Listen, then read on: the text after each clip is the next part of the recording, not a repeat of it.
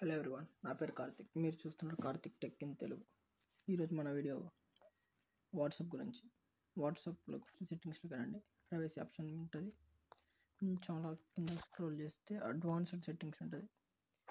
Black unknown account messages అది on చేయండి. అది దానివల్ల యూజ్ ఏంటంటే కాంటాక్ట్స్లో లేని నెంబర్లు కాకుండా ఉన్న నెంబర్లు కాకుండా వేరే నెంబర్ల నుండి ఏదైనా ఫోన్ వచ్చినా మెసేజ్ వచ్చినా ఇది బ్లాక్ చేస్తుంది.